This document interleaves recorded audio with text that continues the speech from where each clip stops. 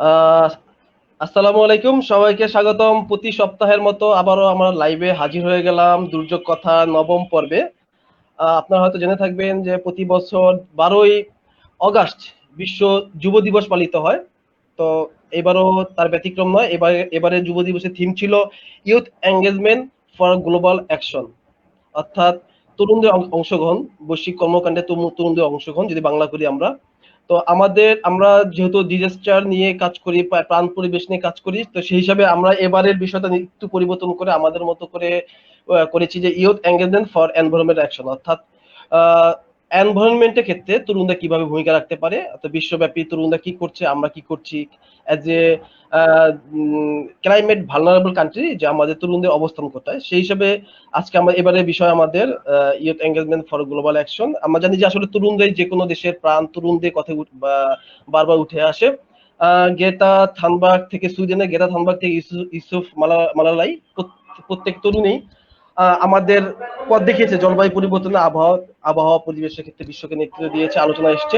আমাদের বিশ্ব নেতৃবৃন্দ বারবার তরুণদের কথাই বলে বিভিন্ন ক্ষেত্রে। তো জলবায়ু পরিবর্তনের তরুণরা কিভাবে ভূমিকা রাখতে পারে এবারে আলোচনা করব। সেই আলোচনায় আমাদের দুজন সম্মানিত অতিথি আমাদের সাথে যুক্ত হয়েছে। একজন হচ্ছেন সরোজ মেহেদী, যিনি গ্লোবাল ইয়ুথ অ্যাম্বাসেডর দেয়ার ওয়ার্ল্ড। তার আরো অনেক পরিচয় আছে, যে সেটা তো তার মুখ থেকে শুনবো। সরোজ মেহেদী ভাই, আপনাকে স্বাগতম আমাদের প্রোগ্রামে। আহ, আরেকজন, হ্যাঁ, আরেকজন আছেন রেবেকা সুলতানা। তিনি youth environment and social development society SGS এর ফাউন্ডার। তারও একটা পরিচয় আছেন, ইউএনডিপি হয়ে প্রজেক্ট ম্যানেজার, ইউএনডিপি হয়ে কাজ করেন। আপনাদের দুজনকে স্বাগতম। আপনাকে জি, ধন্যবাদ। জি, জি। মেহেদী ভাই, প্রথমে আপনি দিয়ে গল্পটা শুরু করি। আপনি তো এক সারা বিশ্ব চষে বেড়ানো একজন মানুষ। বিশ্বের অনেক সভা, সেমিনার, সিম্পোজিয়াম, অনেক কিছুর সাথে যুক্ত। আমি প্রথমে আপনার সম্বন্ধে জানতে চাইবো যে আপনি কারেন্টলি কি কি করছেন, কোন কোন প্রতিষ্ঠানের সাথে জড়িত আছেন। আহ, বাই প্রফেশন তো শিক্ষকতা করছি। একটা প্রাইভেট বিশ্ববিদ্যালয়ে ফ্যাকাল্টি হিসেবে পড়াচ্ছি, ফুল টাইম ফ্যাকাল্টি। এর বাইরে আহ, কিছু পাবলিক ও প্রাইভেট ইউনিভার্সিটির সাথে যুক্ত। আর শিক্ষকতা বললে কিছু ট্রেনিং অর্গানাইজেশন, যেমন জার্নালিজম নিয়ে ট্রেন আপ করায়, বা মাল্টিমিডিয়া জার্নালিজম যে নতুন ট্রেন্ড, এগুলোতেও ট্রেনার হিসেবে কাজ করি। এটা হচ্ছে বাই প্রফেশন। আর সোশ্যাল অ্যান্ড ইউথ এঙ্গেজমেন্ট ধরলে এখন কাজ করছি দেয়ার ওয়ার্ল্ড লন্ডনের গ্লোবাল ইউথ অ্যাম্বাসেডর হিসেবে। এটা হচ্ছে সাবেক ব্রিটিশ প্রধানমন্ত্রী গর্ডন ব্রাউনের তৈরি করা প্রতিষ্ঠান, যারা হচ্ছে চিলড্রেন এডুকেশন নিয়ে কাজ করে। আহ, এর বাইরে আমি কমিউনিকেশন এন্ড মিডিয়া ডিরেক্টর হিসেবে কাজ করছি ইউথ হাব, এটা মালয়েশিয়া ভিত্তিক একটা সংগঠন। আর যারা হচ্ছে women education, women in ICT specially focused করে কাজ করে। এছাড়া ইউথ ক্যারিয়ার ইনস্টিটিউটের ডিরেক্টর হিসেবে কাজ করছি, গ্লোবাল পিস চেইনের বাংলাদেশ অ্যাম্বাসেডর হিসেবে কাজ করছি। এগুলো হচ্ছে সোশ্যাল এঙ্গেজমেন্ট। এর বাইরে একাডেমিক এঙ্গেজমেন্ট আছে, আমরা হয়তো অন্য সময় বা হচ্ছে পরের সময় পেলে আলোচনা করব। জি, রেবেকা আপা, আপনার সম্বন্ধে কিছু বলেন যে আপনি কি কি করছেন এখন। ধন্যবাদ সবাইকে আজকে এই প্রোগ্রামটাতে আমাকে আমন্ত্রণ জানানোর জন্য। আর একটা বিশেষ দিবসকে সামনে রেখে আসলে আমরা প্রোগ্রামটা করছি। যেমন 12 তারিখে আমরা জানি 12ই অগাস্ট ইন্টারন্যাশনাল ইউথ ডে আমরা সেলিব্রেট করলাম বিশ্বজোড়া। বরাবরের মতো হয়তো এবার আমরা খুব বড় সেমিনার বা ধরনের কিছু করিনি, কিন্তু আমরা সবাই বাসা থেকে কিন্তু বা অনলাইনে আমরা অনেক প্রোগ্রাম করেছি। তো সেই সূত্র ধরে যেহেতু আপনার ডিজাস্টার টক প্রোগ্রামটা করা হয়, এবং তারা এবার ইন্টারন্যাশনাল ইউথ ডে যে কনসেপ্টটা ছিল youth engagement in global action, ওই জায়গা থেকে হয়তো আমরা পার্টিকুলারলি এনভায়রনমেন্টকে ফোকাস করে আজকে কথা বলছি। তো আমি ইউথ আছি কিনা সেটা সরকারের বয়সসীমা অনুযায়ী এখন ইউথেই আছি আসলে, কিন্তু যদিও আমার দীর্ঘদিন যাবত আমি ভলান্টিয়ারি কাজের সাথে ছিলাম, এখন প্রফেশনালি কাজ করছি, কিন্তু এখনো ইউথদেরকে নিয়ে কাজ করছি। এবং আমার যে পরিচয়টা দেওয়া হলো যে আমি youth YSDS youth environment and social development society founder এবং প্রেসিডেন্ট হিসেবে কাজ করছি 2015 থেকে। এই প্রতিষ্ঠানটা আসলে একটা ভলান্টারি অর্গানাইজেশন, এবং এটাও কিন্তু আমরা যখন আমাদের ভার্সিটি লাইফের শুরু থেকে কিন্তু আমরা কয়েকজন উদ্যমী তরুণ যারা কিনা পরিবেশকে নিয়ে কিছু করতে চেয়েছি, পরিবেশকে নিয়ে কাজ করতে চেয়েছি, তারা মিলে আমরা এই প্রতিষ্ঠানটা তৈরি করি। এবং বিগত 6 বছর যাবত কিন্তু আমরা বিভিন্ন ভাবে আরো অন্য ইউথদেরকেও ইন্সপায়ার করার জন্য তাদেরকে পরিবেশ নিয়ে যারা পড়াশোনা করে শুধু তা না, তার বাইরেও পরিবেশ ছাড়া পরিবেশ সম্পর্কিত বিষয় সাবজেক্ট গুলো ছাড়াও অন্য বিষয়ে যারা পড়াশোনা করে তাদেরকে নিয়েও কিন্তু আমরা প্রচুর পরিমাণে এঙ্গেজ করে আমরা অনেক অনেক কাজ করেছি। তার মধ্যে একটা আমাদের খুব একটা ফ্ল্যাগশিপ প্রোগ্রাম ছিল হচ্ছে ক্লাইমেট টক। সেটা আপনারা অনেকেই জানেন যে আপনার ওয়াইএসডিএস যে ক্লাইমেট টকটা করে সেটা হচ্ছে একটা প্রি কপ ইভেন্ট। মানে প্রতি বছরই যখন কপ হয়, কপের আগে আমরা জানি যে আগে বা পরে অনেক ধরনের ইভেন্ট হয়ে থাকে, কিন্তু বাংলাদেশের পার্সপেক্টিভে আসলে ওরকম ভাবে কোনো প্রি কপ ইভেন্ট ছিল না যেটা কিনা ইউথ ফোকাসড। তাই এটা আমরাই ওয়াইএসডিএস এ 2015 থেকে আমরা প্রি কপ ইভেন্টটা শুরু করি এবং আজ পর্যন্ত প্রত্যেকটা বছরই আলহামদুলিল্লাহ আমরা করতে পেরেছি। এখানে আমরা অক্সফাম, অ্যাকশন এইড, আইইউসিএন এরকম আরো কিছু অর্গানাইজেশনের সাথে আমরা কিন্তু কাজ করি রেগুলার। এবং আমাদের কাজ হচ্ছে ইউথদেরকে একটা প্ল্যাটফর্ম দেওয়া যেখানে কিনা they'll come to learn and to get inspired, and at the same time after getting having the develop they'll take action. তো এই যে অ্যাকশন ওরিয়েন্টেড ক্যাপাসিটি ডেভেলপমেন্ট ওই জায়গা থেকে আসলে ওয়াইএসডিএস কাজ করেছে। আর রিসেন্ট কাজের ক্ষেত্রে আপনারা সবাই জানেন যে কোভিড কে সামনে রেখে আমরা সবাই ওয়ার্ক ফ্রম হোম করছি। আমরা একটা নিউ নর্মাল সিচুয়েশনে আছি যেখানে এটাই বাস্তবতা যে বাসা থেকে আসলে কিন্তু সবকিছু করা যায় এবং এই যে অনলাইনে কাজ করা যায়, অনলাইনে ইউথদেরকে আপনি মোটিভেট করতে পারবেন, তাদের ক্যাপাসিটি ডেভেলপমেন্টের জায়গাটা এখনো ওপেন আছে। এবং সেটারই একটা এক্সাম্পল হচ্ছে আমরা বিগত আপনার এই 4 বা 5 মাসে যে লকডাউন সময়টা ছিল সেই সময় আমরা ওয়াইএসডিএস থেকে আমরা কিন্তু 50+ ইউনিভার্সিটিস থেকে অলমোস্ট 300+ ইউথকে আমরা ক্লাইমেট লিটারেসি অনলাইন ওয়ার্কশপ নামে একটা ওয়ার্কশপ করিয়ে এই ইউথরা ছিলেন এবং তারা অ্যাক্টিভলি খুবই লেন্দি অনলাইন একটা ওয়ার্কশপের মধ্য দিয়ে তারা গেছেন, তারা ওয়ার্কশপটা শেষ করেছে প্রপারলি। তো এই ধরনের কাজ আসলে অনলাইনে পসিবল এবং ইউথদেরকে আপনি youths are hungry to learn, সেটা অনলাইনে হোক অফলাইনে হোক ইউথদেরকে কিন্তু খুব সহজে ট্রিগার করা যায়। তাদেরকে যদি কোনো পারপাস অ্যাড করতে পারেন তারা কিন্তু আপনার কজের সাথে খুব সহজে তারা মানিয়ে নিবে। এবং আমি আমার অভিজ্ঞতা থেকে যেটা দেখেছি শুধুমাত্র যে পরিবেশ নিয়ে যারা কাজ করে, যারা ডিজাস্টার নিয়ে পড়ে কিংবা এনভায়রনমেন্ট সায়েন্স পড়ে তারাই যে পরিবেশ নিয়ে ভাবছে বিষয়টা কিন্তু এখন আর তা নেই। আমার অনেক ওয়ার্কশপে আমি দেখেছি বিবিএ করছে, এমবিএ করছে, ল পড়ছে, ডক্টর এরকম আর্কিটেক্ট এরকম অনেক ডিফারেন্ট সাবজেক্টের ইউথসরা আসছে পরিবেশকে নিয়ে জানার জন্য। এবং এটা আমরা সবাই জানি যে পরিবেশটা হচ্ছে প্রকৃতি ও প্রাণ, এটা একটা মাল্টি সেক্টরাল টপিক, এটা সবার জন্য রেলেভেন্ট, সেটা যে কোনো সাবজেক্টই হোক। তো ওই জায়গা থেকে আমরা আসলে ইউথদেরকে ফোকাস করে কাজ করি এবং ইভেন ইন কামিং ডেজ আমরা আশা করি যে আরো বেশি ইউথকে আমরা অ্যাটলিস্ট পরিবেশের ব্যাপারে একটা অ্যাক্টিভ সিটিজেন বা একটা কশাস সিটিজেন হিসেবে তৈরি যেন হতে পারে তারা, ওই অ্যাপ্রোচটা আসলে আমাদের অনগোয়িং থাকবে। ধন্যবাদ। জি ধন্যবাদ, ধন্যবাদ আপু। মেহেদী ভাই আপনার কাছে আসছি। আপনি তো দেশ বিদেশের আমি বিশাল দেশের তালিকা আমি দেখতে পেলাম আপনার নিয়ে, নেটে সার্চ দিলে অনেক নিউজ পাই। ভালো মানে মনে হচ্ছে যে আপনি জার্নালিজম স্টুডেন্ট, পাবলিক রিলেশনে ভালোই করেছেন, দেখতে পেলাম যে আপনার নিয়ে প্রচুর নিউজ দেখলাম। আপনি যেসব দেশে সেমিনার সিম্পোজিয়ামে অংশগ্রহণ করেছেন তালিকাটা বেশ দীর্ঘ। তো আমি জানতে চাইবো যে আসলে ওই সব দেশের তরুণদের সাথে মিশতে গিয়ে আপনি ওদের ভিতরে কি দেখেছেন, পরিবেশ বিষয়ে সচেতনতা, জলবায়ু বিষয়ক। আর আমাদের দেশের তো আপনি আমাদের দেশের লোক, আপনি আমাদের বিষয়ে তরুণদের মধ্যে কি দেখছেন? মানে আমরা কি পিছিয়ে আছি না এগিয়ে আছি? আমাদের এখানে আমার মনে হয় এক হচ্ছে আমরা আমাদের যারা তরুণ ওরা যথেষ্ট পটেনশিয়াস। আমি আমাদের যে তরুণদেরকে দেখি, আমাদের তরুণরা যেভাবে স্ট্রাগল করে স্কুল জীবন শেষ করে কলেজ শেষ করে বিশ্ববিদ্যালয়ে আসে, এটাই হয়তো ইউরোপের বা নর্থ আমেরিকার একজন ছেলের কাছে মানে কল্প কাহিনী মনে হবে যে এভাবেও মানুষ পড়ে নাকি, এভাবেও মানুষ বড় হয় নাকি। আমাদের কথাগুলো যখন পড়ে, আমাদের হাজার হাজার লাখ লাখ ছেলে মেয়ে মাদ্রাসাগুলোতে পড়ে এসে জেনারেল লাইনে অনেক অনেক ভালো করে, তারপর হচ্ছে স্কুল পড়তে পারে না, চ্যারিটি অর্গানাইজেশনের ফান্ড পেয়ে এভাবে সেভাবে পড়তে পড়তে দেখবেন একটা মেয়ে ইউনিভার্সিটি শেষ করে আমাদের এখানে কেরিয়ার নিয়ে স্ট্রাগল করছে বা কেরিয়ার ফোকাসড হচ্ছে।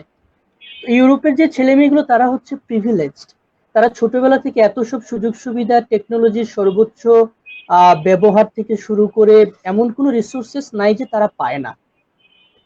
তারা এত কিছু পায় বলে কিন্তু তারা প্রতিটা টপিক হচ্ছে জেনে জেনে বড় হয়।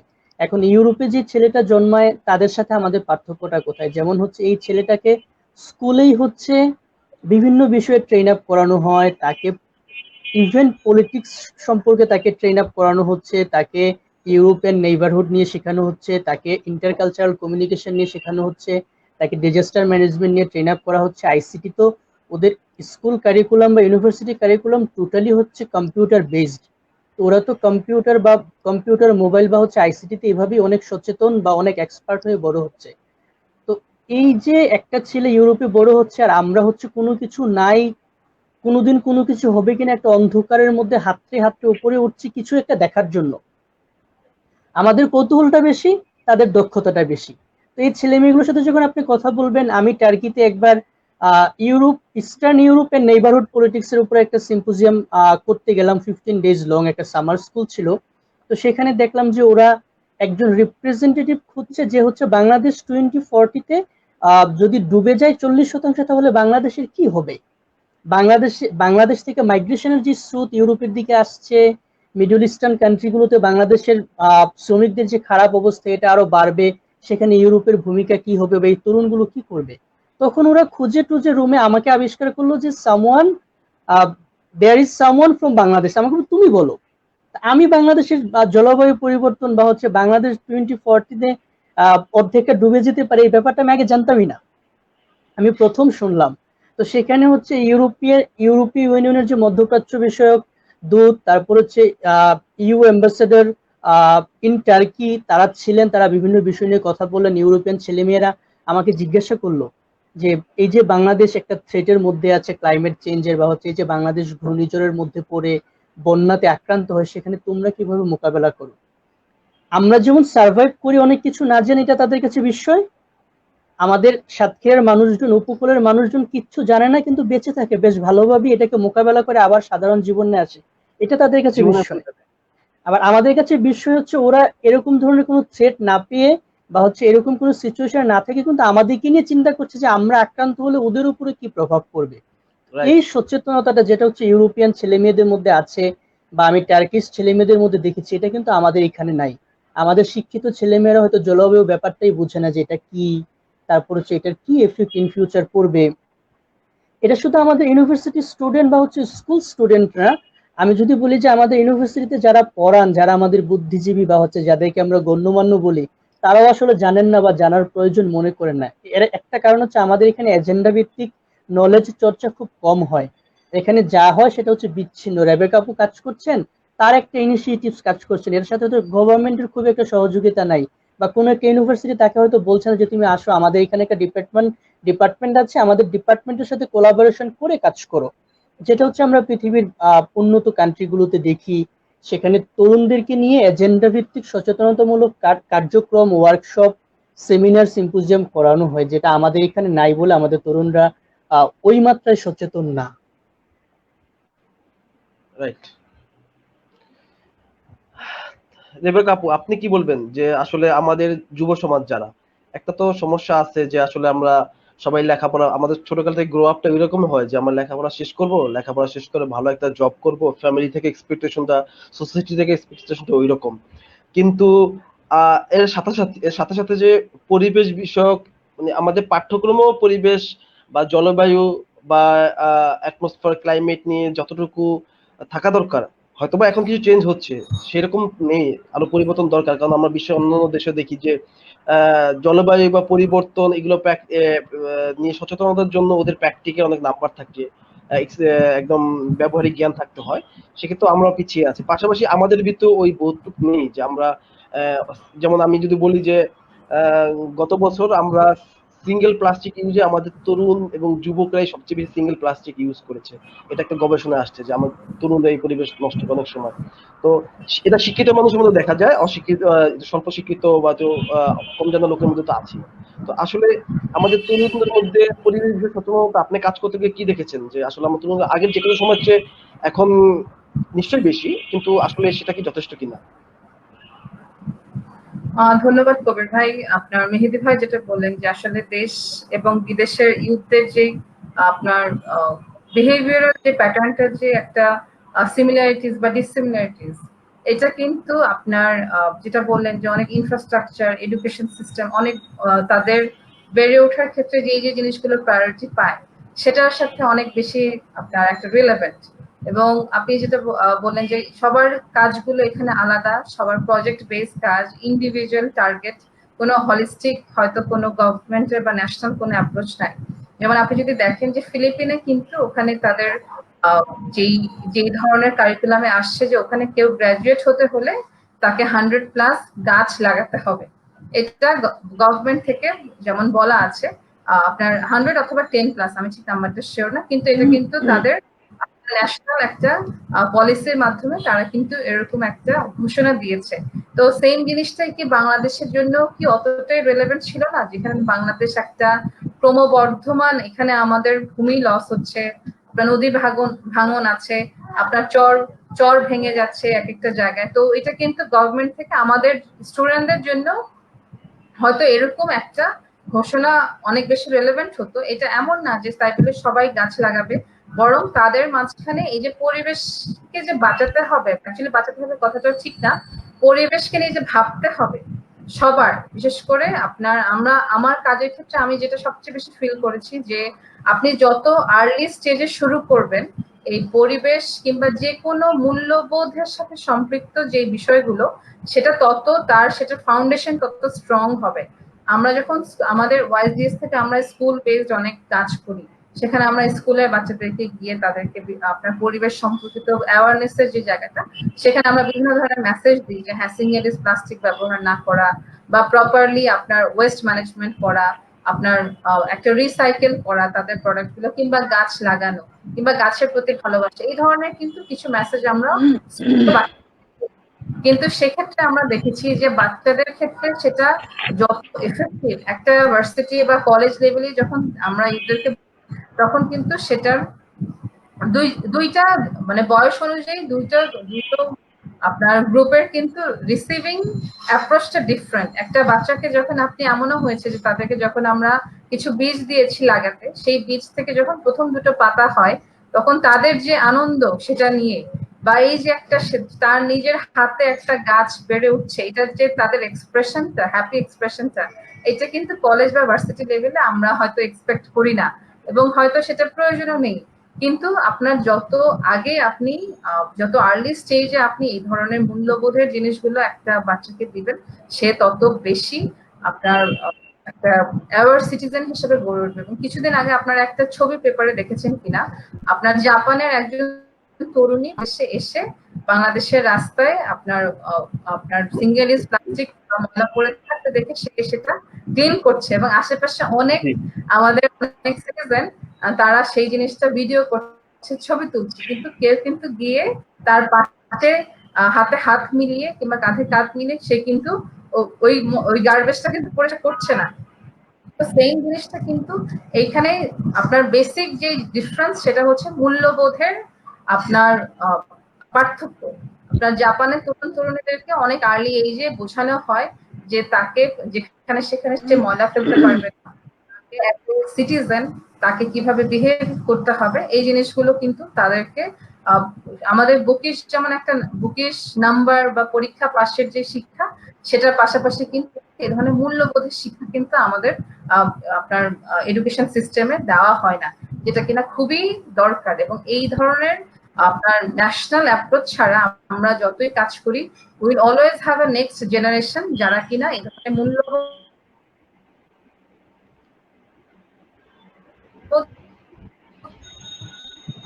কাজ করার চেষ্টা চাই, যেন আপনার আর্লি এজ থেকে বাচ্চারা জানুক, আপনার আপনার একটু যারা ম্যাচিউর কলেজ ইউনিভার্সিটিতে পড়ছে তারাও যেন বিষয়গুলো নিয়ে ভাবে। এই জায়গা থেকে একটা জিনিস যেটা আমার কাছে আসার কথা মনে হয় যে আসলে এখন অনেকেই যেটা বললাম শুরুতেই যে শুধুমাত্র সাবজেক্ট ভিত্তিক না, আপনার non relevant to environment related subject স্টুডেন্টরা কিন্তু আসছে, ইউথরা আসছে, এবং তারা ঢাকা এবং ঢাকার বাইরের ইউথরাও পরিবেশ নিয়ে কাজ করতে চায়। তাদের ক্ষেত্রে তাদের হয়তো অনেক ক্ষেত্রেই প্রক্রিয়াটা তারা ক্লিয়ার থাকে না যে অ্যাকচুয়ালি কি করবে। কি সবাই যে একটা অর্গানাইজেশন করবে সেটাও তো না আসলে, তাই না? তো তারা কিভাবে যুক্ত হতে পারে এই প্রশ্নটা আমরা আসলে খুব বেশি পাই, যে আমরা কোন অর্গানাইজেশনের সাথে যুক্ত হতে চাই, কিভাবে তারা যুক্ত হবে ওয়াইল্ড এর সাথে, কি ধরনের কাজ করা যায় ওরকম। তো সেই জায়গায় আমরা যেটা দেখেছি যে বিগত 5-6 বছরে অনেক ইউথ আমাদের কাছ থেকে ট্রেনিং নিয়ে তারা তাদের they started their own organization, they started their own trainings and different initiative, খুব চমৎকার চমৎকার কাজ করছে তারা। অনেকে আছে যে এডুকেশনাল ভিডিও বা অনলাইন কন্টেন্ট করছে পরিবেশকে নিয়ে, যেটা কিনা আরো বেশি আপনার ইউথদেরকে হয়তো অনুপ্রেরণা দিচ্ছে। অনেকে বিভিন্ন অ্যাম্বাসির সাথে কাজ করছে। তো এগুলো আসলে ভালো লাগে যে আমাদের আমাদের এই বাচ্চাগুলো আসলে আমাদের আমাদের হাত থেকে দিয়ে বিভিন্ন ট্রেনিং এর মাধ্যমে তাদের কিছুটা ইন্সপায়ার হওয়াতেই তো তারা এই ধরনের কাজ করছে। তো এটা একটা। আর আমার মনে হয় আপনার মেহেদী ভাই যেটা বললেন যে আমাদের বাংলাদেশের ইউথদেরকে আসলে অনেক কষ্ট করে অনেক কিছু পেতে হয়, এটা আই টোটালি এগ্রি। যে আমাদের এখানে যেমন পরীক্ষা পাশের একটা টেন্ডেন্সি আছে, সেরকম একটা চাকরি পাওয়ার একটা টেন্ডেন্সি আছে। ওই ওই ওয়ের বাইরে আসলে অন্য কোনো কাজে পরিবার থেকেও সাপোর্ট করা হয় না। এবং ম্যাক্সিমাম ক্ষেত্রে আমার ভলেন্টিয়াররা এটা বলে যে তাদের ফ্যামিলি থেকে বলা হয়, যখন তারা আমরা যেমন একটা ক্লিন আপ ক্যাম্পেইন করেছিলাম, যে আপনার হাতের ইয়েতে হয়তো আপনার স্টুডেন্টরা গিয়ে সেখানে গার্বেজ কালেক্ট করে সেটা একটা ডেমনস্ট্রেশনের মতো করবে, যে যেখানে সেখানে যেন মানুষ ময়লা না ফেলে। তো এই কাজটার জন্য যখন ইউথরা বাসা থেকে পারমিশন চাচ্ছিল, তখন কিন্তু বলা হচ্ছে যে হ্যাঁ, ঘরের খেয়ে বোনের মন যেন না, তারা এই ধরনের কাজ করে আসলে কি হবে। মানে গার্জিয়ান থেকেও কিন্তু এরকম বলা হয়। আবার আবার কিছু ফ্যামিলি থাকে তারা খুব সুন্দর সাপোর্ট করে, তাদের মায়েরা নিয়ে আসে বাচ্চাদেরকে, তারাও পার্টিসিপেট করে, গার্জিয়ানরা পার্টিসিপেট করে, টিচাররা করে। তো দুটো পারসেপশনই আসলে আছে। কিন্তু আমার মনে হয় যে ইউথটা বাংলাদেশে যারা, তারা শুধু ঢাকা কেন্দ্রিক আমি না বলি, ঢাকার বাইরে ইউথদের বরাবরই আপনার ক্যাপাসিটি ডেভেলপমেন্টের জায়গার সুযোগটা খুব কম, এটা স্বীকার করতেই হবে। তো সেই জায়গায় আমরা কিছুটা কাজ করছি। আমরা ঢাকার বাইরের ইউনিভার্সিটি ভিত্তিক আপনার বিভিন্ন ইউথ নেটওয়ার্ক আমরা করছি, আর্ট ক্লাবের মতো।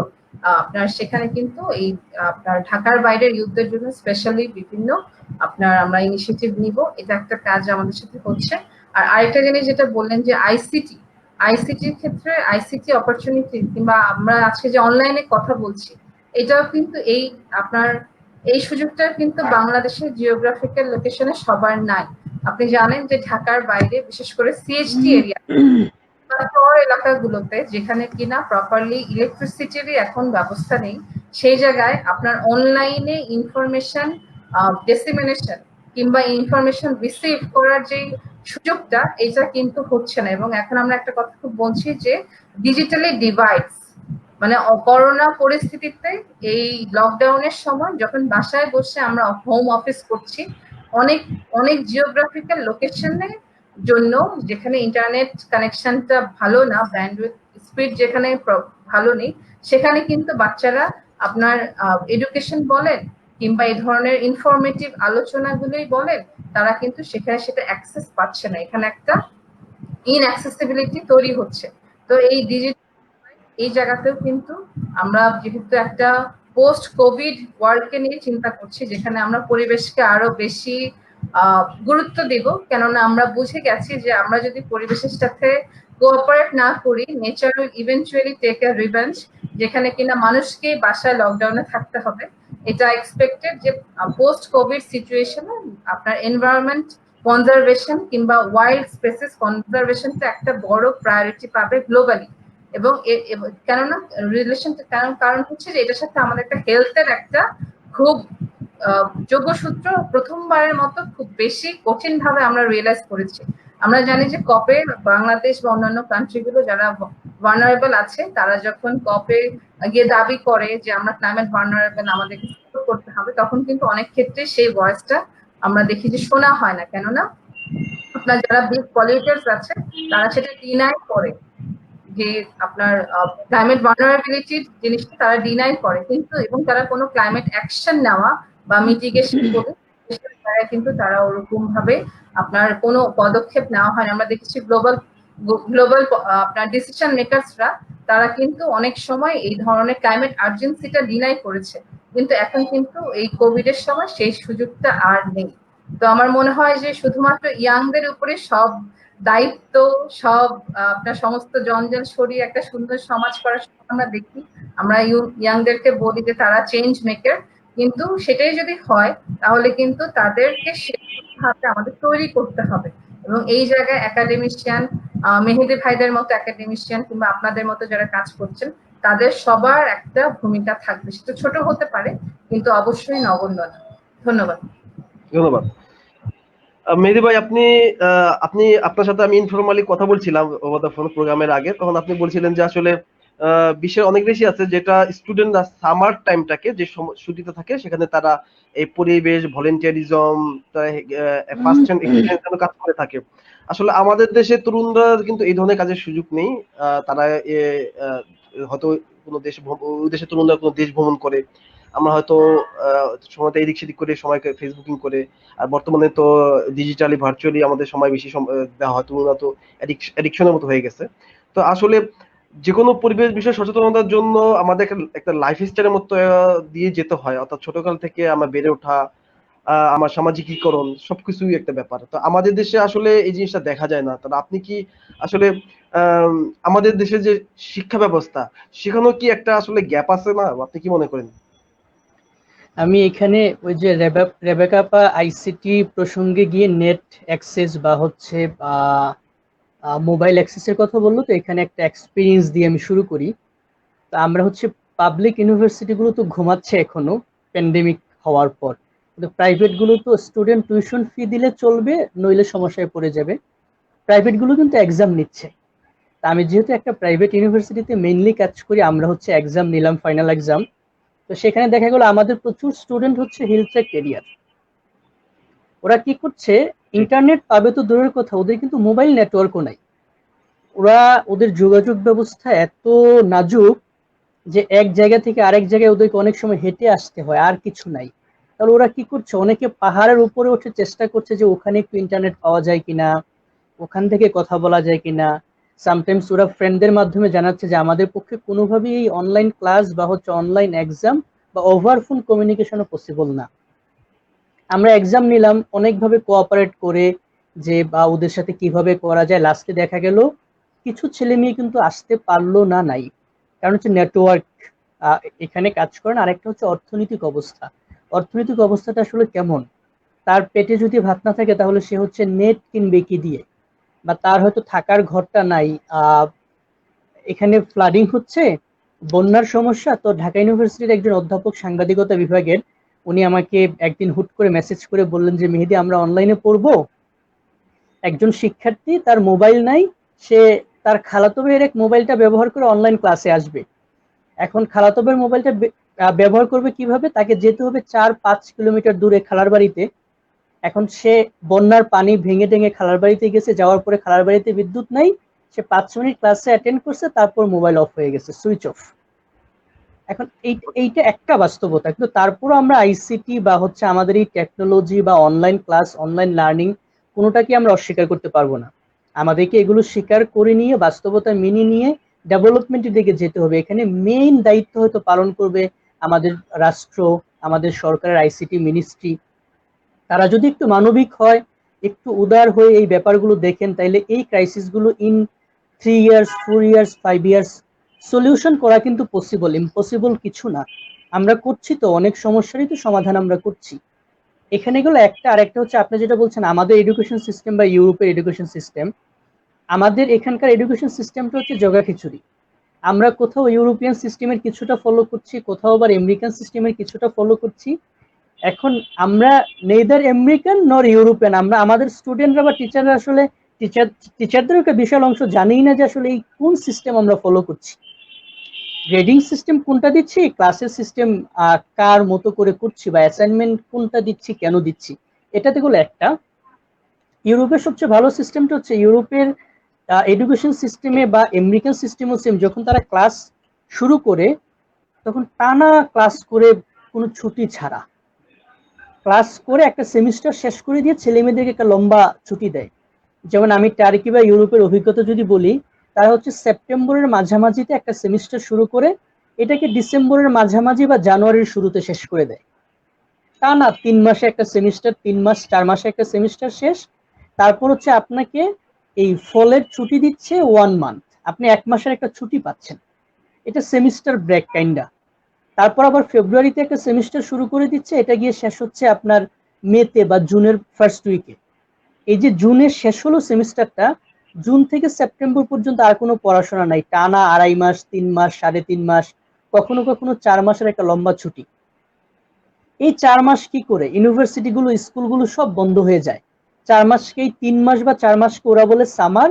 তখন স্কুলের স্টুডেন্টদের একটা অংশ বাড়ি চলে যায়, ইউনিভার্সিটি স্টুডেন্টদের একটা অংশ বিভিন্ন প্রতিষ্ঠানে কাজ করে সারা বছরের পকেট খরচ ওরা যোগায়। এদেরই আরেকটা অংশ হচ্ছে বিভিন্ন সামার প্রোগ্রামে জয়েন করে, যেমন হচ্ছে হয়তো টার্কিশ যে নেইবারহুড পলিটিক্স, সেখানে ওরা হয়তো একটা সামার স্কুল করলো অ্যারাবিয়ান কালচার। এখন অ্যারাবিয়ান কালচার সম্বন্ধে টার্কিশদের মধ্যে যাদের আগ্রহ আছে তারা সেখানে সামার স্কুলে জয়েন করছে, তারা একই সাথে টার্কিশরা ওখানে যাচ্ছে, আবার অ্যারাবিয়ান কান্ট্রিগুলো থেকে কিন্তু বিভিন্ন ইয়াংদেরকে ওরা হায়ার করে নিয়ে আসছে। তাহলে দুই দল ইয়াং এর মধ্যে কিন্তু এখানে কমিউনিকেশন হচ্ছে, ইন্টারেকশন হচ্ছে, তারা একে অপরকে জানছে। এমন বিভিন্ন টপিকে ওরা সিম্পোজিয়াম করে, কনফারেন্স করে, এর মোর দেন 80% কিন্তু এই সামারের সময়টাতে হয়। তখন যেমন হচ্ছে জার্নালিজম একটা সাবজেক্ট, বাংলাদেশে আমি জানি না হাতে কলমে কোনো ইউনিভার্সিটি বা হচ্ছে বাংলাদেশের যে সরকারি সংস্থা বাসস বা বাংলাদেশ টেলিভিশন তারা কোনো ট্রেন আপের ব্যবস্থা করে কিনা, কিন্তু দেখা গেল প্রতিটা সামারি হচ্ছে টার্কিশ যে গভর্নমেন্ট এজেন্সি টে রেটে বা টিআরটি টেলিভিশন বা হচ্ছে আনাদুল এজেন্সি, ওরা কিন্তু ইন্টারন্যাশনাল জার্নালিজম ট্রেনিং প্রোগ্রাম করে। সেখানে আপনাকে হাতে কলমে মাল্টিমিডিয়া জার্নালিজম শেখানো হচ্ছে, জার্নালিজমের যে new dimension, new trend, infographic journalism, এটাতে আপনাকে হাতে কলমে কোর্স করাচ্ছে। আপনি কিন্তু এভাবে দক্ষ হচ্ছেন, হচ্ছে আপনি যা পড়ছেন ইউনিভার্সিটিতে রাষ্ট্র ব্যবস্থা করে দিচ্ছে প্র্যাকটিক্যালি ছাত্র থাকা অবস্থাতেই ওই বিষয়ে আপনার জন্য স্কিলড হন। এতে হচ্ছে আমাদের ইউনিভার্সিটিগুলোতে একটা মেইন ক্রাইসিস হচ্ছে আমরা স্কিল না, আমরা আইসিটিতে স্কিল না, আমি জার্নালিজম পড়ছি, আমি বাংলা লেখায় স্কিল না বা ইংরেজি লেখায় স্কিল না, আমি নিউজ লিখতে পারি না। তারপর হচ্ছে আমি হয়তো ইংলিশে পড়ছি, আমি ইংলিশ স্পিকিং এ ভালো না, বা আমি হয়তো ইকোনমিক্সে পড়ছি, আমি ইকোনমিক্সের কোনো বিষয় জানি না, আমি জাস্ট থিওরিগুলো পড়ে যাচ্ছি। এখন থিওরির সাথে প্র্যাকটিক্যালের যে মিশেলটা, এটা যদি আমাদের এখানে হতো, তাহলে কিন্তু আমাদের স্টুডেন্টরা এই ইউনিভার্সিটি পাশ করার পরে শুধুমাত্র চাকরির জন্য বা বিসিএস এর জন্য দৌড়াতো না, ওরা হয়তো নিজেরা কিছু করার স্বপ্ন দেখতো। আমাদেরকে এক হচ্ছে ইউনিভার্সিটি বা স্কুলগুলোতে সেই স্বপ্নটা দেখানো হয় না, দুই হচ্ছে আমাদেরকে ওইভাবে তৈরি করা হয় না। খুব আফসোসের ব্যাপার হচ্ছে এখনকার ইউনিভার্সিটিগুলোতে স্টুডেন্টদেরকে বলা হয় যে এই ডিপার্টমেন্টে তুমি 4 বছর পড়তে পড়তে অটোমেটিক্যালি বিসিএস এর প্রিপারেশন তোমার হয়ে যাবে, সিলেবাস এমন ভাবে তৈরি, আমাদের কাছে পড়তে আসো। রাইট। ভালো ভালো প্রফেসর স্কলার দেশের বাইরে ছিলেন, তারা এই অ্যাডভার্টাইজমেন্ট দেন, এমনকি খুব গর্ব করে বলেন যে আমাদের syllabus is design according to the BCS syllabus. আমি খুবই অবাক হই যে এটা একটা দেশে কিভাবে চলে, মানে একদল তরুণকে হত্যা করার শামিল। তাহলে ইউরোপের সুবিধাটা কি? ওরা হচ্ছে ইউরোপিয়ান ইউনিয়ন তো 27টা কান্ট্রি আর অনেকগুলো কান্ট্রি নিয়ে একসাথে কাজ করে। তো ওরা হচ্ছে ওদের ছেলে মেয়েদেরকে সামারে এক দেশ থেকে আরেক দেশে পাঠাই দেয়, আবার ইউরোপের বাহির থেকে ছেলে মেয়েদেরকে ওরা ফান্ডেড প্রোগ্রামে নিয়ে যায়, নিয়ে গিয়ে দুই দল ছেলে মেয়েকে একসাথে বসায়, দেখে কে কতটা দক্ষ কোন বিষয়ে। ইন্টারন্যাশনাল পলিটিক্স নিয়ে আমি কতটা দক্ষ, যখন আমি ইউরোপের 5টা কান্ট্রির ছেলে মেয়েদের সাথে একটা স্কুলে বসছি তখন কিন্তু আমার জানা হয়ে যায়। আমি যখন মাস্টার্স করতে টার্কিতে গেলাম তখন আমি প্রথমবার হচ্ছে ইউরোপীয় ইউনিয়নের একটা ফান্ড নিয়ে আমি হাঙ্গেরির পেনোনিয়া ইউনিভার্সিটিতে গেলাম। To be or not to be, Europe is the crossroad of this world, মানে এই যে মাইগ্রেশন ক্রাইসিস, তারপর ইস্টার্ন ইউরোপ, ইউরোপের যে পপুলিজম পলিটিক্স, এগুলো নিয়ে তরুণদের কি ভাবনা এটা জানতে চায়। তা আমি কিন্তু ISIS and fundamentalism in Bangladesh নিয়ে ওখানে কথা বললাম, কিন্তু আমি কথা বলতে গিয়ে দেখলাম যে আসলে আমরা এশিয়া নিয়ে, পাশের দেশ ইন্ডিয়া নিয়ে, বা হচ্ছে আমাদের ইমার্জিং পাওয়ার চায়না নিয়ে আমরা যতটা না সচেতন, তাদের স্টাডি আমাদের চেয়ে ডিপ। এটা এমন না যে তারা আমাদের চেয়ে মেধাবী, তারা আমাদের চেয়ে খুব বেশি কিউরিয়াস, তা না। ব্যাপারটা হচ্ছে তারা এটা পান, তাদেরকে পরিকল্পিতভাবে একটা সিস্টেমের মধ্যে এটা শেখানো হচ্ছে, তারা এটা শিখে বড় হচ্ছেন, আর আমরা এটা চিন্তাও করতে পারি না। আমাদের যে ইউনিভার্সিটি গুলো আছে, আমাদের ঢাকা বিশ্ববিদ্যালয়, জগন্নাথ বিশ্ববিদ্যালয়, জাহাঙ্গীরনগর বিশ্ববিদ্যালয় বা প্রাইভেট বিশ্ববিদ্যালয়গুলো, তারা একটা সামার প্রোগ্রাম করে, কাদের এমন ঠেকা পড়ছে যে ইউনিভার্সিটি বন্ধ, আমরা স্টুডেন্টদেরকে নিয়ে একটা প্রোগ্রাম করব, কেন করব?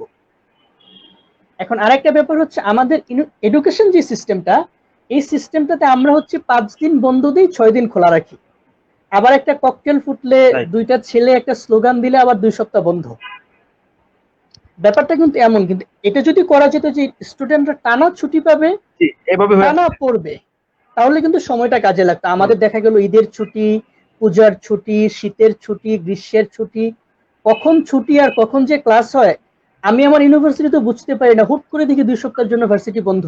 2 সপ্তাহ পরে এই বন্ধের রেশ আরো 2 সপ্তাহ থাকে, এরপর আবার 2 সপ্তাহ ক্লাস হয়, আবার 2 সপ্তাহের জন্য রাইট। ভার্সিটি বন্ধ হয়ে যায়। এভাবে বন্ধ আর খোলার একটা দোলাচলে আমাদের বিশ্ববিদ্যালয়ের জীবনটা কেটে যায় আসলে। সেখানে স্মৃতি থাকে, দক্ষতার লেশমাত্র থাকে না।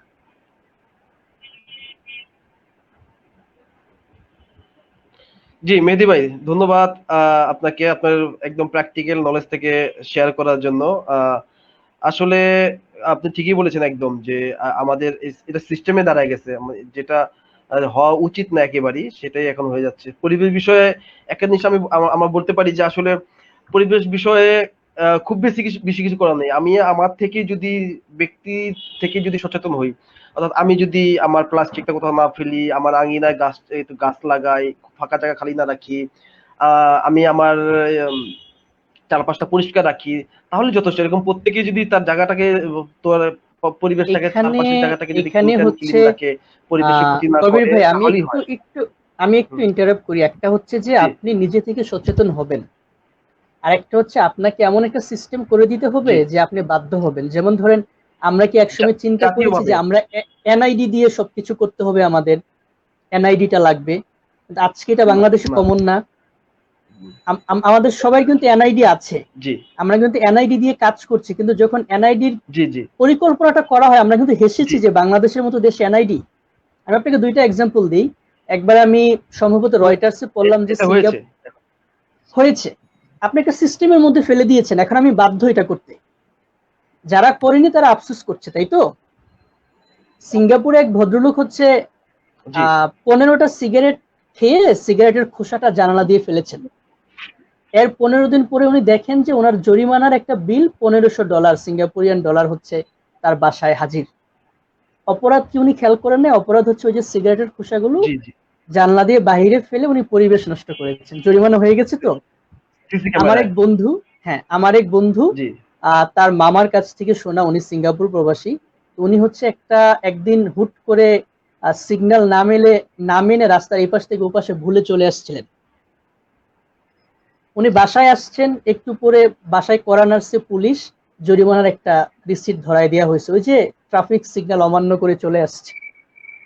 উনি খেয়াল করেননি বিষয়টা। দেখেন উনি $240 জরিমানা দিচ্ছে। এখন আপনি যদি আজকে রাস্তায় ট্রাফিক সিগন্যাল মানে ওভারব্রিজ ঠিক মতো ব্যবহার না করার জন্য $20 জরিমানা দেন, কালকে আপনি করবেন, মানে ব্যাঠিকটা করবেন কিনা আপনার বুকে পানি চলে আসবে। না, আমি বলছি আমরা সচেতন হব, জি, জি, একদম জনগণকে ঠিক বলেছেন। সচেতনও করতে হবে, আবার বাধ্যও করতে হবে। সিস্টেমের মধ্যে জনগণকে বাধ্য না করলে তারা মানবে না। প্লাস্টিকের বোতল রাস্তায় ছুঁড়ে ফেললে এমন ব্যবস্থা করতে হবে জি, তার শাস্তি হয়ে যাবে, অটোমেটিক্যালি শাস্তি তার নামে চলে যাবে, অথবা তার ব্যাংক অ্যাকাউন্ট থেকে কেটে নেওয়া হবে।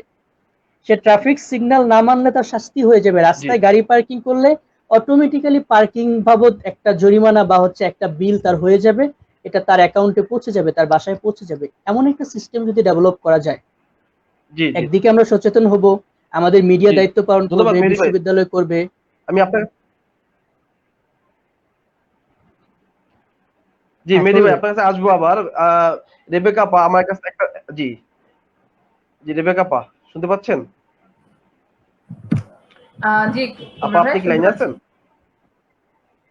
হ্যাঁ কবির জি, ভাই জি আপা। শুনতে পাচ্ছি। তো আমরা তো আমাদের আমরা তো আমাদের মধ্যে কিছু ফ্রাস্ট্রেশনের, হতাশা কিছু কথা শুনলাম। এখন আসলে আমাদের পরিবেশ নিয়ে যা কাজ হয় এটার একটা বড় অংশে তরুণরাই করে। মানে আমাদের সমালোচনা আছে, কাজ করলে সমালোচনা থাকে, আবার আমরা তরুণদের অনেক কিছু আমরা এগিয়ে যাচ্ছি। পরিবেশ নিয়ে যদি আমাদের খেয়াল করি, চারদিকে তরুণদের অনেক পার্টিসিপেশন দেখি আমরা। সেটা বিভিন্ন অকেশনে। তরুণদের আমাদের দেশে প্রায় 40% তরুণ, বিশাল একটা অংশ জনগণ তরুণ।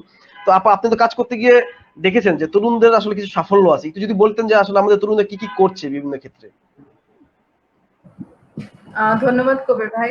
আপনার মেহেদী ভাইয়ের কথা শুনছিলাম, অনেক দেশ বিদেশের গল্প, কিন্তু আসলে প্র্যাকটিক্যাল না।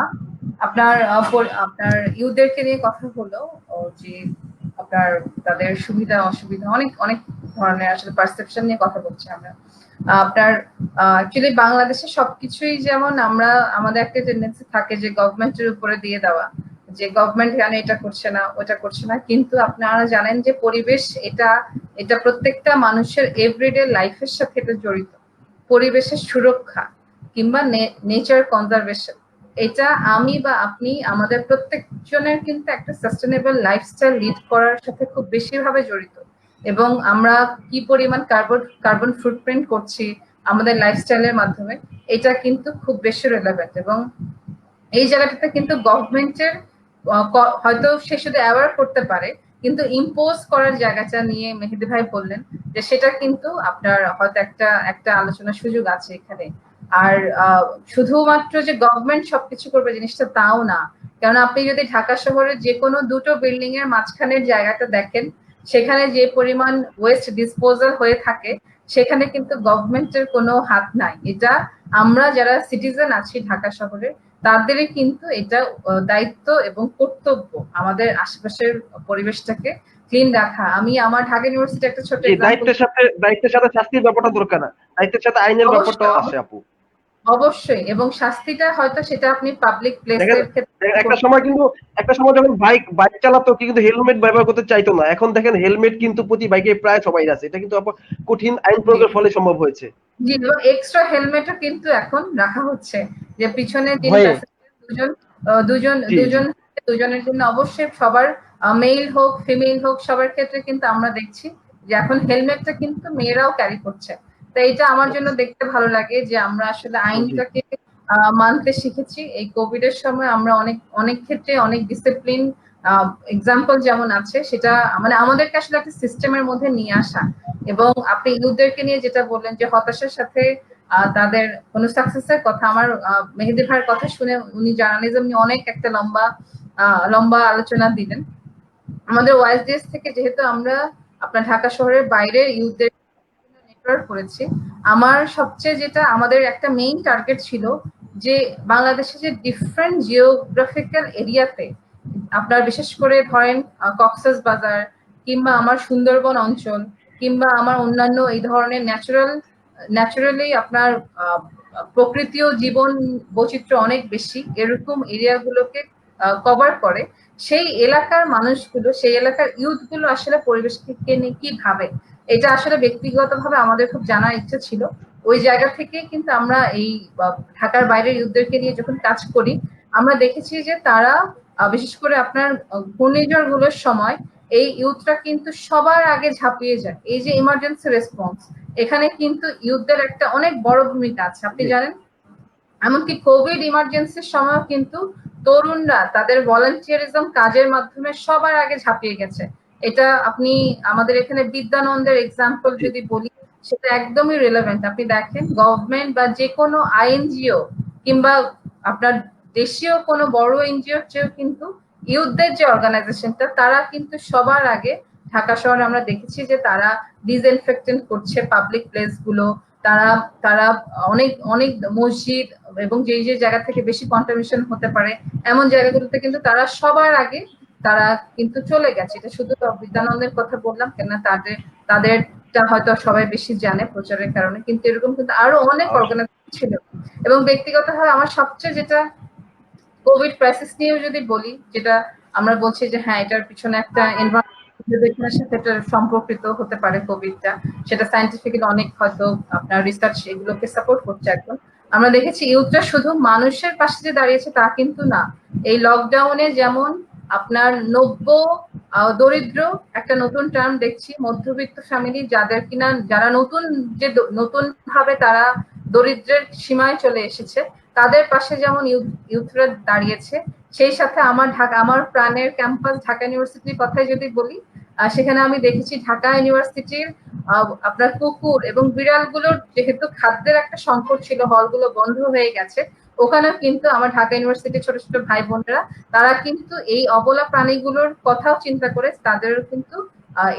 তাদেরকেও কিন্তু তারা ফিডিং প্রসেসে ছিল, এবং তারা এই প্রাণীগুলোকে কিন্তু আপনার রেগুলার বেসিসে খাওয়ানোর একটা দায়িত্ব নিয়েছে। ঢাকা ইউনিভার্সিটি এক্সাম্পলটা, এবং এটা আমি দেখেছি আরো অনেকগুলো জায়গাতে এই জিনিসটা ছিল।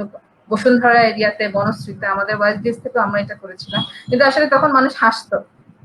যেটা বললাম যে ঘরে খেয়ে বনের মোষ তাড়ানো, মানুষই খেতে পারছে না, আবার সেই জায়গায় কুকুর বেড়ালকে তারা খাওয়াচ্ছে, এই ধরনের অনেক কথা আমরা আসলে শুনেছি। কিন্তু আমরা দেখেছি যে এটা আসলে আপনার দিন শেষে এই ভলান্টিয়ার গুলো প্রাণকে তারা অ্যাপ্রিসিয়েট করে, বা প্রাণ মানে যে কোনো জীব এবং যে কোনো কম্পোনেন্টের প্রতি তাদের যে ভালোবাসা, সেই জায়গা থেকে কিন্তু তারা করেছে। আর সেটা জার্নালিজম নিয়ে, যেহেতু কবির ভাই আপনারা একটা মেহেদি ভাই একটা কথা বললেন যে জার্নালিজমটা কিভাবে আসলে আপনার মানে সাংবাদিকতা কিন্তু অনেক বড় একটা রোল প্লে করে যে কোনো অ্যাওয়ারনেস এর ক্ষেত্রে। এবং সেটা আমার সবচেয়ে স্ট্রাইকিং লাগে যে এখন নতুন করে অনেকগুলো ইউথ গ্রুপ ফেসবুকে তৈরি হয়েছে যারা কিনা পরিবেশ নিয়ে কথা বলছে।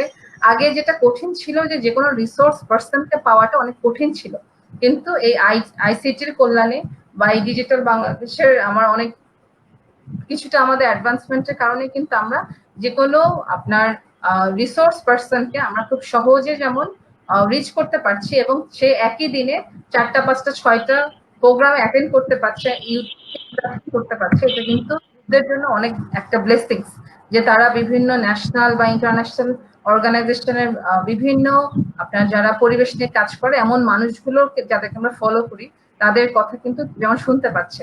এটা একটা যেমন আছে, সেই সাথে আবার জার্নালিজমের ক্ষেত্রে আমরা দেখেছি ঢাকার বাইরের ইউথরা তারা এই যে গ্রুপগুলো হচ্ছে ফেসবুকে, তারা এই গ্রুপগুলোতে কিভাবে অ্যাক্টিভ আছে, তারা কিন্তু ওখানে তাদের কমিউনিটির যে প্রবলেম গুলো পরিবেশ নিয়ে, সেগুলো কিন্তু তারা ছবি তুলে পোস্ট করছে একটা ক্যাপশন নিয়ে, এবং এই পোস্ট গুলো অনেক ভাইরাল হচ্ছে, অনেক মানুষ মুহূর্তের মধ্যে দেখে ফেলছে। আপনারা হয়তো দেখেছেন যে ঈদের সময়, আমাদের রোজার ঈদের সময় যেই আপনার ঘূর্ণিঝড়ে কিন্তু আপনার সেই উপকূলবর্তী মানুষ তারা হাঁটু পানিতে দাঁড়িয়ে তারা নামাজ পড়েছে।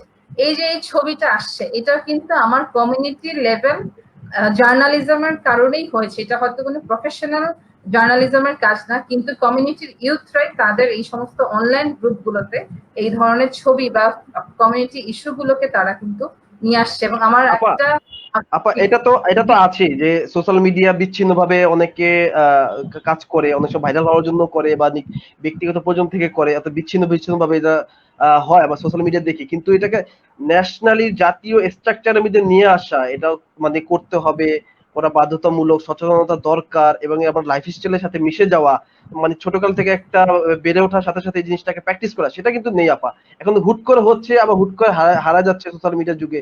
এটা কিন্তু আসলে কি ঘটনাটা এরকম হচ্ছে কিনা? এটা আসলে আমরা সবাই জানি উত্তরটা, যে একটা হলিস্টিক অ্যাপ্রোচ, এটা শুধু আপনার ব্যক্তির সাথে গভর্নমেন্টের ইনিশিয়েটিভের মধ্যে যে কোঅর্ডিনেশন, সেটা শুধু গ্যাপ যদি বলি সেটা তো আছেই।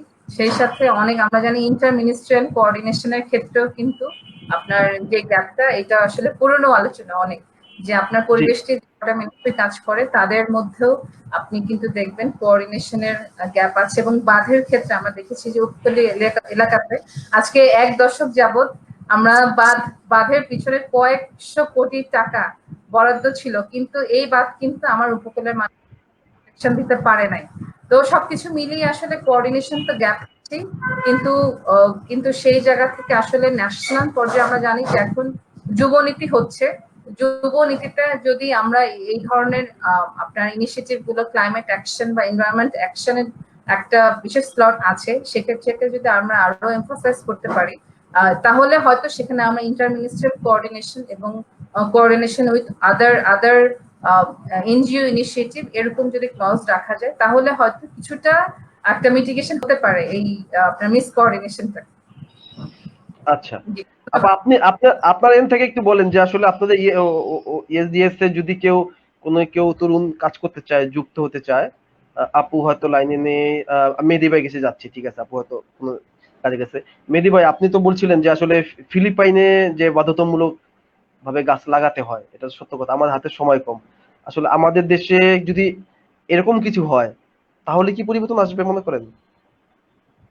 এটা রেবেকাপুর পয়েন্ট ছিল। এটা হচ্ছে ওই যে একটা হচ্ছে ব্যক্তি, প্রতিষ্ঠান, সংগঠনের ইনিশিয়েটিভস, যেমন একটা সংগঠন সচেতন করছে মানুষকে পরিবেশ বিষয়ে সচেতন হও, যত্রতত্র ময়লা ফেলো না, সঠিক জায়গায় ময়লা ফেলো, ট্রাফিক রুলস মেনো।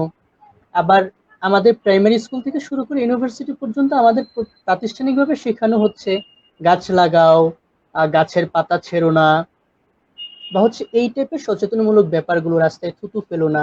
আমরা যদি দেখি মাস্টার্স পড়ুয়া একটা ছেলে বা মাস্টার্স পাস বা হচ্ছে একজন বিশ্ববিদ্যালয়ের শিক্ষক অনিচ্ছাকৃতভাবেও রাস্তা ময়লা করছে, এটা প্রাতিষ্ঠানিকভাবে ব্যক্তিগতভাবে একটা সচেতনতা আমাদের মধ্যে চলতে পারে, চললে এটা একটা পজিটিভ ফল আসবে। এই ক্ষেত্রে হয়তো আমাদের ইউনিভার্সিটি গুলো। আপনি তো গণমাধ্যমের একজন কর্মী ছিলেন, গণমাধ্যম নিয়ে এখন রিসার্চ করছেন, ভবিষ্যতেও আপনার ইচ্ছা গণমাধ্যমের সাথে যুক্ত থাকা, বিদেশে পড়াশোনা করতে যাবেন। তো আপনি আসলে আমাদের দেশের প্রেক্ষিতে বলবেন কি যে এক্ষেত্রে গণমাধ্যমের যতটুকু ভূমিকা রাখা উচিত, যতটুকু তাদের পার্টিসিপেশন দরকার উচিত, তাদের সেগুলো কি আমাদের গণমাধ্যমে উঠে আসছে কিনা, যে পরিবেশ নিয়ে যে যে ধরনের গুরুত্ব দেওয়ার কথা সেটা কি আছে আমাদের মিডিয়ায় পাওয়া যাচ্ছে? মেহেদী ভাই,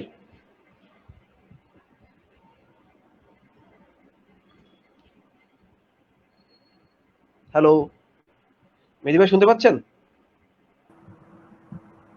মেহেদী ভাই, মেহেদী ভাই আপনি কি আমার প্রশ্ন শুনতে পাচ্ছেন? মেহেদী ভাই মেবি লাইন ডিসকানেক্টেড। আপা শুনতে পাচ্ছেন? হ্যাঁ, শুনতে পাচ্ছি কবির আপা, ভাই। আপনার এই প্রোগ্রামের মাধ্যমে যদি কেউ এসডিএস এ কাজ করতে চায়, যদি কোনো তরুণ যদি অংশগ্রহণ করতে চায়, সেক্ষেত্রে আপনি আহ যদি কোনো অপরচুনিটি থাকে বা সেক্ষেত্রে তারা যদি আগ্রহ প্রকাশ করে কাজ করার, আপনাদের কি কোনো কন্ডিশন আছে কিনা যদি যুক্ত হতে চায়? আম, অবশ্যই অবশ্যই, আসলে আমরা আমাদের ওয়াইলডিএস এবং আপনারা জানেন যে আমরা আপনার আর্থ ডে নেটওয়ার্ক, যেটা কিনা একটা ইন্টারন্যাশনাল নেটওয়ার্ক, পৃথিবীর প্রায় 190টা দেশে আর্থিডিএন কাজ করে, তাদের সাথে ওয়াইলডিএস অ্যাফিলিয়েটেড। এবং আমরা এখন একটা আর্থ লিডারশিপ নামে একটা প্রজেক্ট শুরু করেছি, যেখানে আমরা নতুন নতুন ইউথদেরকে আমাদের বিভিন্ন কর্মকাণ্ডের সাথে যুক্ত করার জন্য এই লিডারশিপ সেন্টার গুলো কাজ করবে, আর্ট লিডারশিপ সেন্টার গুলো কাজ করবে। এটা রিলেভেন্ট ইনফরমেশন আপনারা YSDS, youth environment and social development society facebook পেজে আপনারা পাবেন। এবং সবচেয়ে ইন্টারেস্টিং জিনিস যেটা আমরা দেখেছি যে আপনার সাধারণত অফলাইনে আমরা যত ইউথকে রিচ করতে পারতাম, লাস্ট আপনার 3-4 মাস 4-5 মাসে কিন্তু আমরা অফলাইনে তার চেয়ে অনেক বেশি ইউথকে আমরা তাদের ক্যাপাসিটি ডেভেলপমেন্টে কাজ করতে পেরেছি। এটা এটা বিকজ আপনার ইন্টারনেটে আসলে সবকিছু অনেক ইজি, এটা আপনি ইজিলি সবাইকে কানেক্ট করতে পারেন, ট্রাভেল করতে হয় না। আপনার জাস্ট টাইমটা ম্যাচ করে আপনি তাদেরকে বিভিন্ন ভালো ভালো রিসোর্স পার্সনের সাথে তাদেরকে এঙ্গেজ করে দিতে পারেন। তো এই সুযোগটা আসলে আমরা পুরোপুরি ভাবে কাজে লাগিয়েছি ওয়াইলডিএস এর পক্ষ থেকে। এবং আমরা চাই যে যারা উৎসাহী তরুণ আছে, যারা আসলে কাজ করতে চায়, তারাও শুধু ওয়াইলডিএস তে এরকম আরো অনেক অনেক নেটওয়ার্ক আছে, তারা যে কোনো নেটওয়ার্কের সাথে তারা খুব ইজিলি অনলাইনে এখন কিন্তু যুক্ত থাকতে পারে। তো আপনারা যদি কেউ আগ্রহী থাকেন ওয়াইলডিএস এর সাথে কাজ করতে, আপনারা আমাদের ফেসবুক পেজটা একটু যদি চেক করেন তাহলে দেখবেন you have many many opportunities there to join. Okay, জি, সবাইকে সবাইকে যদি যারা আগ্রহী আছে তারা নিশ্চয়ই শুনছেন, তাদের যদি কেউ আগ্রহী হন ওয়াইইডিএস এ যুক্ত হতে পারেন। আপনারা আজকে আমরা আলোচনার বিষয়টা আরো বড় করতে পারতাম, কিন্তু আমাদের 1 ঘন্টার মধ্যেই রাখতে হচ্ছে। আর আলোচনার বিষয়টা যেহেতু লেন্দি, অনেক কথাই বলতে পারতাম, এখানে অনেক কিছু বলার সুযোগ ছিল। আপনি মেহেদী ভাই হয়তো ডিসকানেক্টেড হয়ে গেছেন। আপনার কাছে শেষ প্রশ্ন রাখতে চাই, আমার হাতে সময় বেশি নেই। একটু বলবেন বাংলাদেশের তরুণদের এবং যুবকদের উদ্দেশ্যে আপনি কি বলবেন, তাদের পরিবেশ বিষয়ে সচেতনতার জন্য, এগিয়ে আসার জন্য, ভবিষ্যৎ ব্যাপারটাতে কি বলবেন? আমি একটু আমার ছোট একটা এক্সপিরিয়েন্স দিয়ে বলি যে জি, প্রশ্ন আসছে হয়তো যে বাংলাদেশের আপনার শিক্ষা প্রতিষ্ঠান নিয়ে। আমি ব্যক্তিগতভাবে আমি বিকরণের স্টুডেন্ট ছিলাম, এবং আমার পরিবেশকে নিয়ে চিন্তাটা শুরু হয়েছে আমার স্কুল জীবন থেকে। সেটার কারণ ছিল যে আমার স্কুলে আমাদের হাতে প্রথম আপনার আর্ট ক্লাবটা তৈরি হয়। আপনার জি, বিকরণের পরিবেশ ক্লাব যেটা ছিল, সেটার প্রথম ফাউন্ডিং যে মেম্বারসরা ছিল তার মধ্যে আমি ছিলাম। এবং তখন আমরা খুব গাছ লাগানো বা একটা গাছে পানি দেওয়া, বা টিফিন খাওয়ার পরে সমস্ত বাচ্চারা যখন মাঠটাতে বিভিন্ন ট্রাশ ফেলে যেত সেগুলো কালেক্ট করা, এটা ছিল আমাদের আর্ট ক্লাবের ভলান্টিয়ার্সদের কাজ। তো ওই ছোট ছোট কাজটা করতে গিয়ে কিন্তু আমার মনে হয়েছিল না আসলে পরিবেশ এমন একটা জিনিস, এটাকে আমরা যেভাবে এক্সপ্লয়েট করি সেটা ঠিক না। পরিবেশের একটা অধিকার আছে যে তারা পরিবেশটাকে, আমাদের আশেপাশের পরিবেশটাকে সুন্দর রাখা। এই যে এই মূল্যবোধটা কিন্তু আমার স্কুলের একটা ইনিশিয়েটিভের কারণেই খুব আর্লি এজে আমার ভিতরে এসেছে। এবং আপনার অডিয়েন্স যারা প্রশ্ন করছেন যে বাংলাদেশের শিক্ষা প্রতিষ্ঠানগুলোতে কি কিছু হয় না পরিবেশ সংরক্ষণ নিয়ে, সেটা আসলে আমরা জানি যে আমাদের ম্যাক্সিমাম আপনার পরিবেশ রিলেটেড ইনিশিয়েটিভ গুলাই স্কুল বেসড, এবং সেখানে বৃক্ষরোপণ থেকে শুরু করে আপনার পরিবেশ নিয়ে আমাদের সাবজেক্ট গুলা যেগুলো পড়ানো হয় অনেক ক্ষেত্রে প্র্যাকটিক্যাল থাকে। তখন কিন্তু আপনার আরো সেই লেসন গুলোকে আমরা আরেকটু মডিফাই করে আরেকটু ইন্টারাক্টিভ করে যদি টিচার্সরা আপনার স্টুডেন্টদের মধ্যে দেয়, তাহলে কিন্তু আমরা জানি যে আপনার মানে আমাদের অ্যাপ্রোচ আছে, কিন্তু সেটাকে আরেকটু বেশি বুকিশ না রেখে আমরা যেন আরো বেশি বিহেভিয়ারাল চেঞ্জ বা অভ্যাসের পর্যায়ে যদি নিতে পারি। যেমন আপনাকে সিম্পল একটা কথা বলি, আপনি আবারও জাপানের উদাহরণ আসছে, বিকজ তারা আসলে প্রমাণ করেছে যে তারা কতটা অ্যাডভান্সড এবং তারা কতটা কেয়ার করে তাদের আশেপাশের নেচারকে ক্লিন রাখা। তারা হচ্ছে পৃথিবীর মধ্যে সবচেয়ে আপনার ক্লিনেস্ট সিটি তাদের, কিন্তু এত জনসংখ্যা তারপরে জাপানে কিন্তু স্কুলে আপনার একটা দিন থাকে যেদিন তারা বাচ্চারা ক্লিন করে স্কুলটা, এবং তাদের ম্যাক্সিমাম স্কুলে অত আপনার জেনিটর বা ক্লিনার যে প্রফেশনটা সেই প্রফেশনের লোক অত বেশি না, বিকজ অনেক কাজই থাকে স্টুডেন্টদের মধ্যে ভাগ করে দেওয়া হয়, তারা সেটা করে। তারা তাদের ওয়াশরুম ক্লিন করা থেকে শুরু করে স্কুলের মাঠ থেকে শুরু করে সবকিছু ক্লিন করে। তো যখন একটা বাচ্চা সে খুব ছোটবেলা থেকে এই বিহেভিয়ারাল প্র্যাকটিসটার মধ্য দিয়ে যায় যে তাকে তার সারাউন্ডিংস পরিবেশ রাখতে হবে, তাহলে কেন তারা সবচেয়ে ক্লিনেস্ট নেশন হিসেবে গড়ে উঠবে না, আপনি আমাকে বলেন। তো এটা ছিল ওই প্রশ্নটার অ্যান্সার। কিন্তু আপনার যে কথাটা ছিল যে তরুণদের উদ্দেশ্যে যেটা বলা, যে বাংলাদেশের তরুণরা এখন আগের চেয়ে অনেক সচেতন আমি বলবো, কেননা তাদের ইনফরমেশন আপনার অনেক বেশি ইনফরমেশন তারা রিসিভ করতে পারছে আইসিটি অ্যাডভান্সমেন্টের কারণে, এবং অনেক নতুন নতুন আপনার এবং আপনার বলবো যে কোনো অর্গানাইজেশনই, সেটা এনজিও গুলো বলি আইএনজিও গুলো বলি, ইউথ ড্রিভেন ইনিশিয়েটিভ এখন আগের চেয়ে অনেক বেশি সাপোর্ট করা হয়। So if you are driven as a youth, আপনি যদি কিছু করতে চান and if you have good idea, there are many ways যেখান থেকে কিনা আপনি সাপোর্ট পেতে পারেন, সেটা এনজিও হোক আইএনজিও হোক গভর্নমেন্ট হোক। যেমন বিভিন্ন মিনিস্ট্রিতেও কিন্তু আমরা দেখেছি তারা ইন্টার্নশিপ অপরচুনিটি শুরু করেছে, যেটা কিনা বাংলাদেশের মন্ত্রণালয়গুলোতে একটা নতুন। সেক্ষেত্রে ডিজাস্টার মিনিস্ট্রি কিন্তু আমরা জানি যে আমার জানা মতে ঢাকা ইউনিভার্সিটির আপনার আইডিএমবিএস এর সাথে তাদের কিন্তু একটা পার্টনারশিপ আছে ইন্টার্নশিপের জন্য ফর দি স্টুডেন্টস অফ আইডিএমবিএস। তো এরকম কিন্তু মিনিস্ট্রি গুলো চেষ্টা করছে নতুন নতুন অ্যাপ্রোচ আনা, তারা অনবোর্ড করবে, তাদের পারসেপশনটা পাবে। সো সেক্ষেত্রে আমি জাস্ট ইউথদেরকে বলবো যে if you are driven to do anything, সেখানে আপনার যদি ভালো আইডিয়া থাকে, তাহলে এখন অনলাইনের যুগে আপনি যে কোনো খান থেকে অনেক প্ল্যাটফর্ম আছে যেখান থেকে আপনি সাপোর্ট পেতে পারেন এবং আপনার আপনার আপনার ইনিশিয়েটিভটাকে আপনি সামনে নিয়ে যেতে পারেন। তো keep looking for partnership, because অনেক এখন সবকিছু ইউথ ফোকাস, এবং ইউথদেরকে আরো বেশি কিভাবে আমরা এম্পাওয়ার্ড করতে পারি সেই জায়গাটাকে ফোকাস করে। সো ডোন্ট ফিল ডিসহার্টেড যে কি করব কিভাবে করব, সেই শঙ্কাটা হয়তো হতে পারে, কিন্তু আপনার শঙ্কার বা মুশকিল আসান করার জন্য অনেক প্ল্যাটফর্মও আছে, আপনারা অনলাইনে কিন্তু সেটা একটু চোখ কান খোলা রাখলে পেতে পারেন। ধন্যবাদ। জি জি আপা ধন্যবাদ। আপনি অনেকগুলো অপরচুনিটি কথা বলেছেন আমাদের তরুণদের, আসলে হতাশার কিছু নেই। মেহেদী ভাই, আপনি কি মনে করেন যে আসলে আমরা যেভাবে জবমুখী হয়ে গিয়েছি, আপনি তো বৈশ্বিক প্রেক্ষাপটে তো বলবেন যে আসলে এটা ছাড়াও পরিবেশের সাথেও আমরা সচেতন হওয়ার পাশাপাশি এর সাথে কাজ করে কিন্তু আমরা এগিয়ে যেতে পারি। বৈশ্বিকভাবে এই সেক্টরটা অনেক চাহিদাও রয়েছে। আপনি তরুণদের উদ্দেশ্যে কি বলবেন যে আসলে বাংলাদেশের তরুণদের আসলে হতাশার কিছু আছে কিনা? না, হতাশায় লাভ কি? যে যার জায়গা থেকে যতটুকু পারে, একটা জীবন তো, এটাকে যতটুকু সম্ভব এনজয় করা, যতটুকু সম্ভব কাজ করা, যতটুকু সম্ভব ভালো থাকা, যতটুকু সম্ভব সুখে থাকা, যতটুকু সম্ভব করো, যতটুকু পারো। আমি যেটা বুঝি আর কি, আমি আমার জায়গা থেকে চেষ্টা করবো। আমি চিন্তা করছি, আমি হয়তো আমার সবগুলো চিন্তা বাস্তবায়ন করতে পারবো না, আমার পরে কিন্তু একজন এসে ঠিকই চিন্তাগুলো বাস্তবায়ন করবে। একসময় আমরা মোবাইল ফোন কি জিনিস আমাদের সময় বুঝতাম না, আজকের ছেলেমেয়েরা কান্না করলে কান্না থামাতে মোবাইল ফোন দেয়া লাগে, ঠিক না? টাইম হ্যাঁ এই সেটাই। জায়গাতে নিয়ে যায় মানুষকে। তো আজকে যারা তরুণ আছে, আমি তরুণ সোসাইটি থেকে হয়তো আস্তে আস্তে বিচ্ছিন্ন হয়ে যাব, আমরা বয়সের দিকে যাচ্ছি। আজকে যারা এই ইউনিভার্সিটিতে ভর্তি হচ্ছে, যে ছেলে মেয়েগুলো, তারা যতটা জানছে বা যতটা বুঝতে পারছে কেরিয়ার কি জিনিস, ভার্সিটি এডুকেশন কি জিনিস, বা হচ্ছে হায়ার এডুকেশন বলতে একটা ব্যাপার থাকে যেখানে দেশের বাইরে যাওয়া যায়, বা হচ্ছে বিসিএস এর বাইরে হয়তো একটা কেরিয়ার আছে, এটা নিয়ে আলোচনা হচ্ছে। বিচ্ছিন্ন হোক বা হচ্ছে কম হোক, হচ্ছে কিন্তু নানান জায়গায়। আমাদের ইউনিভার্সিটির এডুকেশন নিয়ে সমালোচনা হচ্ছে, এডুকেশন সংস্কার নিয়ে কথা হচ্ছে, সরকারের কিছু ইনিশিয়েটিভস আছে, যেমন এবার কিন্তু ওয়াইসি ইউথ ক্যাপিটালটা বাংলাদেশে হচ্ছে আমরা জানি। তো গভর্নমেন্ট হয়তো আরো জি কিছু ইন্টারন্যাশনাল প্রোগ্রাম বাংলাদেশে নিয়ে আসবে।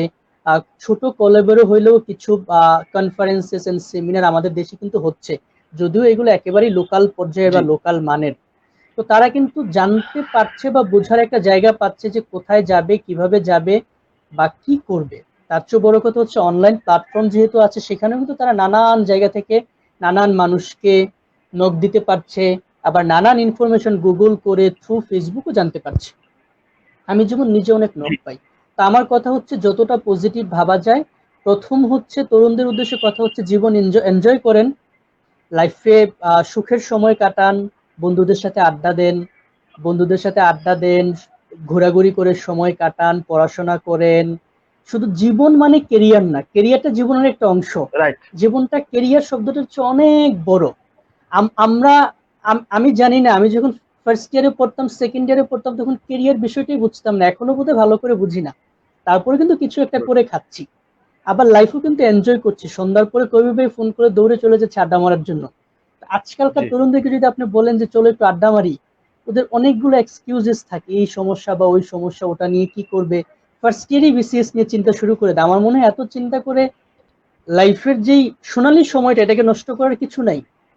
সময়টাও এনজয় করো, কি করবা সেটাও চিন্তা করো, সেটার জন্য কাজ করো, একই সাথে আগাও। সফল হয় কম আর বেশি, সফলতার তো কোনো মাপকাঠি নাই, এটা নিয়ে হতাশা হওয়ার কিছু নেই।